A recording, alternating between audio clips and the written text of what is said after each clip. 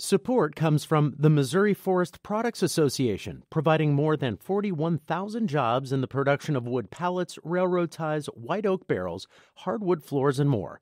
Details at choosewood.com. Welcome to St. Louis on the Air. I'm Don Marsh. The recent U.S. government report on climate change reflects the scientific world's dire warnings about how serious it is. While the president says he does not buy into the report, our next guest does because she has been experiencing the impact of climate change firsthand. She is Amy Martin, the founder and executive producer of Threshold, a podcast and public radio show about the environment. She's reported it in her home state and at the top of the world. I spoke to her recently and asked about Threshold's concept. So it's a radio show and a podcast, and it's basically grew out of my desire to go in depth on environmental issues. I was doing stories for NPR and other public radio outlets, which is great to do the short, radio story. And as you know, a long radio story is like 5 minutes. I wanted to go deeper and really dive in to one issue with a lot of detail and a lot of nuance over a series of episodes. Well, you've wrapped up 2 seasons. And the first one dealt with bison. That surprised me a little bit. It's not the first thing I think of when I think of an environmental issue. Why bison? Well, I live in Montana, and that's one of the places where bison are being restored, which is pretty exciting. And also, I feel like it's kind of a signature environmental story for our country that a lot of people don't know about. Because when you talk about bison, you're not only talking about an animal, you're talking about culture clash between Native Americans and European settlers. And you're talking about all kinds of ways in which economy, culture, and nature all intersect. And I feel like that's often the case with environmental issues, is that they're kind of this nexus of many complex issues. And you can really see it in the bison story. And what did you learn? Oh, goodness. I learned so much. I learned that there is actually a lot of space. There are some people in the world who are presented as being, super anti-bison, and some people that are super pro-bison. Mm. And when I really spent time with people in both of those camps and many of the camps in between, I found that there's actually a lot of nuance and a lot of common ground, more so than was being presented between those two extremes. And also that people are passionate about this animal on both sides, that some people really view it as a threat in a very personal way. And some people I had many people tear up as I was interviewing them when they were talking about their love for this animal. So I think that's really interesting how we can get so emotionally attached to a creature. Obviously, it's a big part of our nation's history, the bison and the Indians, if you will, and the Western expansion. Did you talk to Native Americans about this and how their feelings persist on the bison? Absolutely. Yeah. I really wanted to make different Native American voices one of the centerpieces of the season. And so we have 7 reservations in Montana, and I talked to people in, I think, 3 or 4 of them. And I feel like it seems like there's a diversity of opinions within Indian country, just like within any community. But I would say that there's a really consistent and pretty passionate feeling among the Native Americans that I spoke with that they want to bring this animal back, and that it's part of their cultural identity, and it's a food source, and it's a center of many Native American cultures. And I should say, not only in the West, there were bison right here in Missouri. There were bison. George Washington shot a bison in Virginia. There were bison all over this country.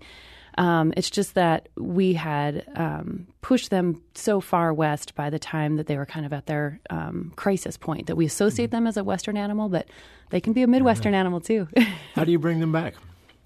Well, there are a lot of people trying to bring them back through a variety of means. And one of the main things that bison need is room to roam, just like the song goes. Mm-hmm. And so that's where, the Western public lands really do come into play, because there's a lot of space out west. And one of the main ways you bring them back is you just basically make space for them and let them do their thing. They're an incredibly resilient species. Mm-hmm. So one of the problems right now is actually that the the restoration effort in Yellowstone National Park has been very successful. It's the largest wild bison herd in the world. And it's almost become too successful in some people's eyes because the bison are wanting to expand out from there. And that's where the controversy begins. It's like, okay, if they want to leave the places we've designated for them, can we learn to tolerate and live with them in some of the transition zones? So. Does climate change come into the bison story at all? I just mentioned that because I want to move to the next season too, but is climate change a factor in the bison story? I think climate change is a factor in every story in one way or another. But I do think that bison, it's not the primary driver of things that are changing for the bison right now. Bison are incredibly adaptable, so they can live They've lived in, Mexico. They can live in far northern Canada. So as long as bison have room to go where they need to go, they will find somewhere good to go. I said at the outset that I was a little surprised that bison was your first choice. I understand it better now. But I might have thought you would have started with ice melt, which is season 2, talking about the Arctic. Give me kind of an overview of what you're doing there. Yeah, so I spent 18 months reporting and researching in and on the Arctic, and the goal for this season was basically to try to understand what is the Arctic, how is it changing, and why does that matter? And we were really trying to understand that through the eyes of the people who live in the Arctic. There's a lot of talk about the Arctic kind of from literally the 30,000-foot level from satellites and scientific labs in other places, and that's all very important work. But I really wanted to try to understand this place through the eyes of people who are living in the Arctic. So it's about climate change, but it's not only about climate change. It's also about how people's lives are being affected by colonization and by the climate effects that are happening. Let's listen to how you started season 2 of Threshold.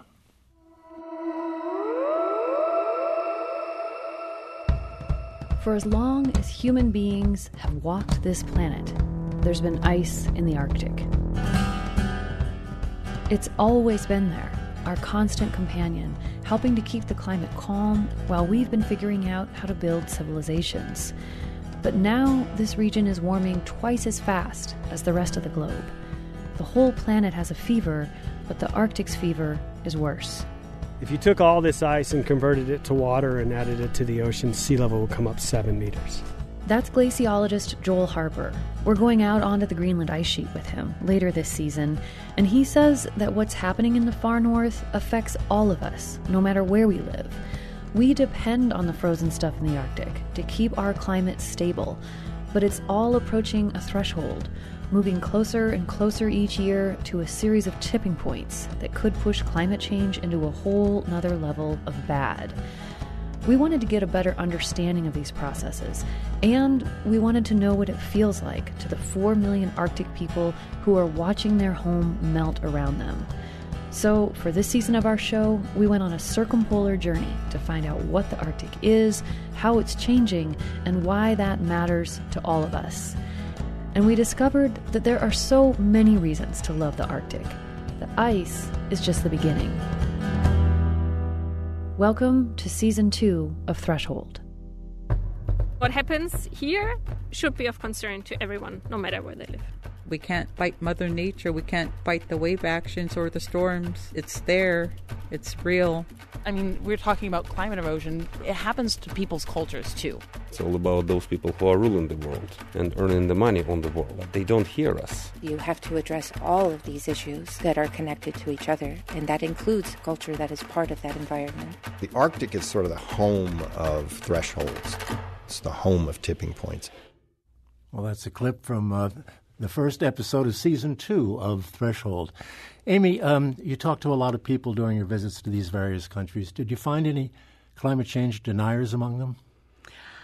I can honestly say I think we talked to more than 150 people. I haven't totally counted everybody yet. And we did not meet one person who denied the reality of climate change. When you're in the Arctic, if you were to say to someone that you don't think climate change is real, it's a little bit like saying, like, you're looking at the blue sky saying, I don't think that's blue. It's just, it's happening. I did meet maybe 2 or 3 people who were questioning whether or not it was human caused. But even they were sort of more just in the camp of like, well, I'm not totally sure, you know. It's a fact. It's so obvious there. It's, as one person I talked to said, I asked him how it felt when he heard that people didn't believe that climate change was real. And he just in a very polite way said, it's kind of insulting. It's like, another analogy I make is it's like if you're walking around in the middle of Hurricane Katrina and asking people do you think it's windy? It's a little bit like, yeah, it is. Yeah. This was produced obviously before the most recent report came out on climate change. What was your reaction to that? I mean, that pretty much puts the makers of that report in your camp, needless to say. Yeah, I try not to have a camp other than the camp of telling the truth. Yep. But yeah, I mean, I found it. I think it's good that the report came out that said what it said. I think we need to really be focusing on this. It's in everyone's interest. It's absolutely not a political issue. It's Democrat, Republican. Everyone's going to be affected, and everyone needs to figure out how to respond. So I was really pleased to see the report come out. And also, it's terrifying, honestly. It's very grim. And the situation needs our attention. And then we have the President of the United States saying people like him with high levels of intelligence don't buy into climate change. You don't want to get political, I guess. I just don't even know how to respond to that. Yeah. It's nonsense. Mm-hmm. It's more than, and dealing with the Arctic these days, it's more than melting ice, though, isn't it? I mean, several countries are involved, as you point out. There's a lot of oil under that ice. A lot of countries would make claims for that oil. Did you get into that at all? I did a little bit, yeah. I got to go to Russia, which was very, very interesting, and some of the largest unproven or not unproven, some of the largest untapped reserves of natural gas and petroleum are in the Arctic, and Russia is making a major a run for that right now. A lot of it is on their part of the Arctic, but not exclusively. And, it's one of those crazy, we talk about climate feedback loops, and this is a feedback loop that is involving human behavior because the carbon emissions that we have released are warming the Arctic twice as fast as the rest of the planet, which is allowing us to access these, natural resources, which if we drill and burn will then warm the climate, melt the Arctic more. And it's a kind of a crazy cycle, and it's the kind of thing where I feel like in 500 years, human beings are going to look back and be like, what was up with that? Like, that just doesn't make any sense. But people can make money. So I heard something else about the thaw, too, recently that I found interesting. Maybe you've heard this, that there's a concern that with continuing thaw, that there are a lot of critters buried under the ice, and when they are exposed, it could unleash a whole new series of viruses for which we have absolutely no knowledge nor any way to combat. Yeah, that's talking about permafrost thaw, and it's one of those kind of scary sounding apocalyptic things. I think that there already have been releases of anthrax in Siberia from from thawing permafrost, and I think some other diseases too. And I think that is absolutely something to be paying attention to, and it's of concern. I would argue that of much greater concern is the fact that the permafrost in the Arctic, permafrost is just soil that's been frozen for 2 years or more and continuously. In the Arctic, it's been frozen for like 20,000 years. So there is tons and tons of carbon held in that soil of all the dead plants and animals that lived and died in the Arctic, and their bodies were frozen. And there are lots of microbes waiting there to start breaking that down. And there's actually twice as much carbon stored in Arctic permafrost soil as we have emitted since the beginning of the Industrial Revolution. So this is what people don't understand. They like to say, oh, who cares? 1 or 2 degrees of warming, what's the big deal? But if we add that much warming to the system, we are acting like a kindling that can start this much bigger natural fire that's waiting there to start releasing all this carbon. And we can, at least theoretically, control ourselves, but we can't control microbes. Once we get them going, they don't care about our climate agreements. They're just going to keep doing what microbes do. We're talking with Amy Martin, creator of Threshold, a podcast that takes deep dives into complicated environmental topics. We have to take a break, but we'll be back in a few minutes. This is St. Louis on the Air on St. Louis Public Radio, 90.7 KWMU.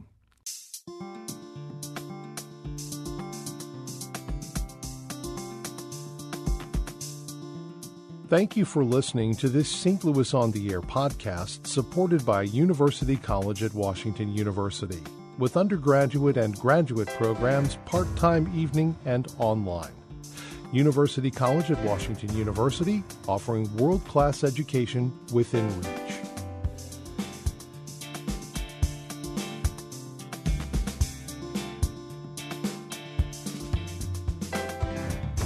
And welcome back to our conversation with Amy Martin of the Threshold podcast.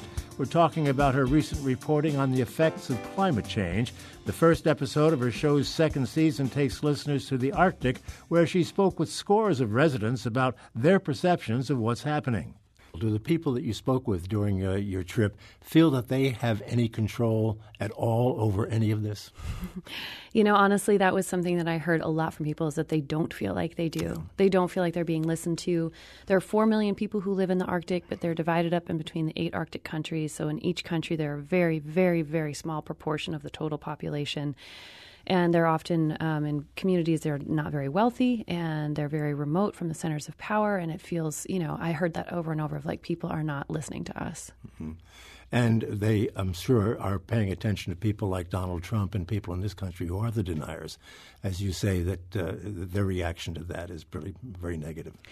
Yeah, I mean, really, people especially outside of the United States, they just kept asking me, like, what is up with your country? Like, we don't understand why this is even an issue. Even conservative politicians and conservative parties in most of the Arctic countries, with Russia being the exception, they have climate change on their platforms because it's not considered a right or left thing. The core facts of science are not up for debate in many places, but they certainly are here. Is there any good news out of this? I mean, sea routes are going to be changing, and that could be a positive.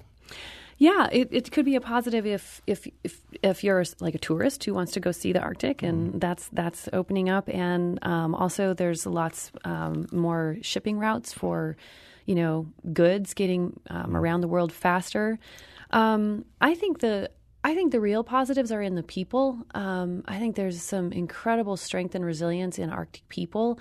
And if we were to orient towards that region as a place to be learning from, there's some really amazing things we could learn from paying attention to Arctic people who, they've been adapting to climate change for 20 years, or more. Like, they're so far ahead of the rest of us on this. And so I think if we, there's a tendency, I think, to look at Indigenous people in the Arctic as kind of like either victims or almost kind of infantilize them in some ways. But they are absolute amazing, human beings who we should be paying more attention to and thinking of as leaders. So.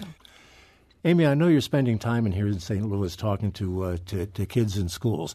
How are they reacting to the things you have to say? It has been an absolute pleasure to be talking with St. Louis high school students because they are interested, they're concerned, they have great questions, they're smart. Like I try to throw out little quiz questions as we go through my presentations, and they're very well informed, and more than anything, they're really passionate about it. And I want to say the organization that kind of coordinated these visits is called Civitas, Arthur Lieber's organization, and they're just doing such amazing work. And they've got these kids, and the teachers that they work with too have these kids, really thinking globally. And it's really heartening to see kids of all ages, they're mainly high school students, but all backgrounds, just they're worried, and they want solutions to this. And this is a time when a lot of people are worried that there aren't enough young people getting into the STEM disciplines, and it's good to hear and see that a number of them are interested.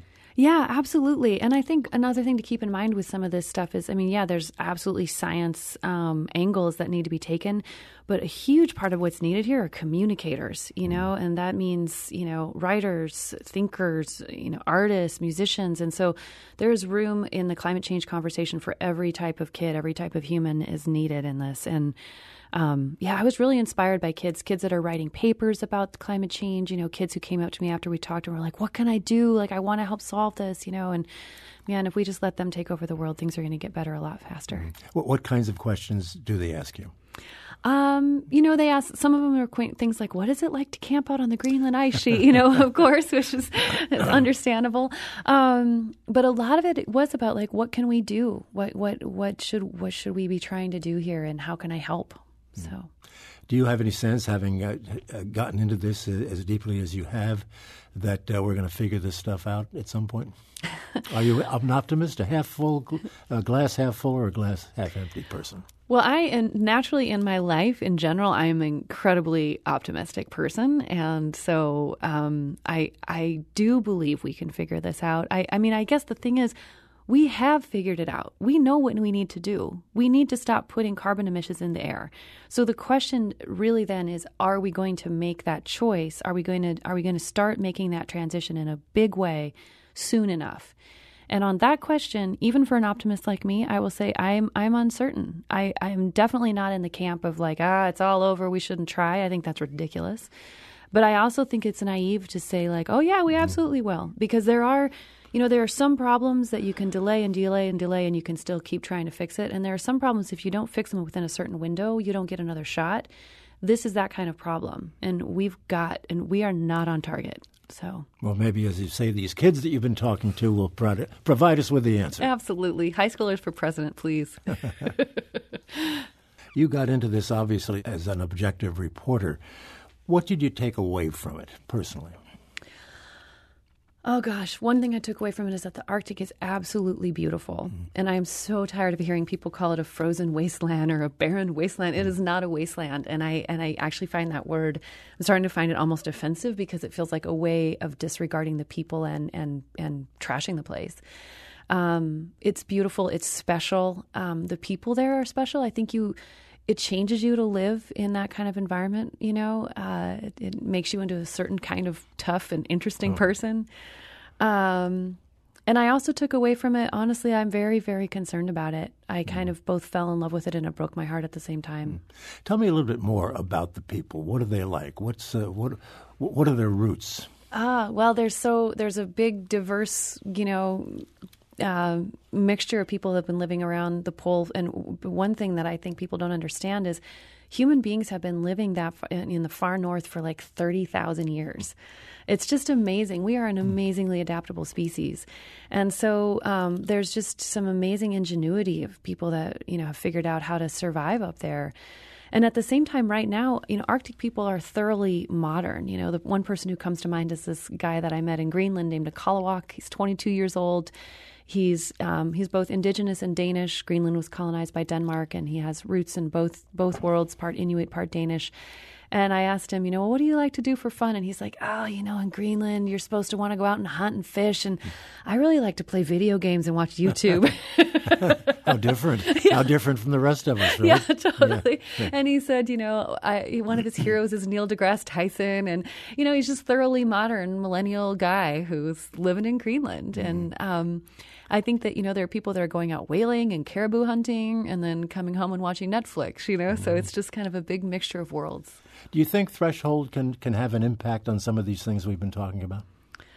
Well, I sure hope so. I mean, I'm under no illusions that my one little show is going to have a massive effect. But I guess what I really think we need right now are forums for thoughtful engagement with these issues, forums to learn about it in a way that that is hopefully interesting and fun a little bit, and then just space to think about it deeply. I think in this kind of manic culture, we hear little bits of news all the time, and there's always a ticker running on the TV with 10 million things going on, and we don't have enough opportunities to actually absorb what things mean. And I think if you don't understand not just the facts of what's happening in the Arctic, but why it matters and what it really means, it's hard to get motivated to do something about it. So that's my little hope that this can be part of that. What kind of a team do you have working with you? You're not doing it by yourself, I don't think. No, yeah. I have a wonderful producer named Nick Mott, and then there are it's an outreach person and a development person, both really part-time, and we're trying to grow the team, actually, so we can do more with the show. Who's funding it? Yeah, I'm glad you asked that because I really wanted to mention that the Pulitzer Center on Crisis Reporting is our main sponsor for this season, and we are so grateful to them. We're also getting support from a few other foundations, and then we have some support from our home public radio station, Montana Public Radio. Mm-hmm. Yeah. And what's ahead for season 3? Well, I don't know. Right now we're in the middle. I should mention our listeners are major funders as well. Right now we're in the middle of a big fund drive with our listeners, and kind of a little bit depending on how that fund drive goes, we'll be able to kind of suss out what we can do for season 3. So what would you like to do? Oh gosh. I have so many ideas, but I try not to reveal them ahead of time. Okay. and where can people find the podcast? You just go online. It's just thresholdpodcast.org. Okay. Well, it's been a pleasure talking to you and a pleasure listening to what you've produced so far. Very nicely produced, by the way. Well, thank you. Thanks for having me on. Good luck. I hope you find that funding and get back out on the trail. Thank you. That was Amy Martin, creator of Threshold, a podcast that dives deep into environmentally timely topics. This is St. Louis on the Air on St. Louis Public Radio, 90.7 KWMU.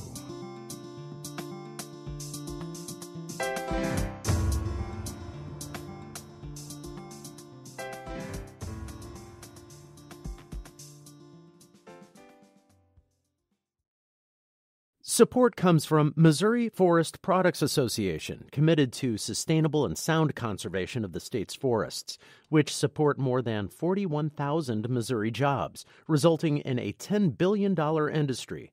ChooseWood.com.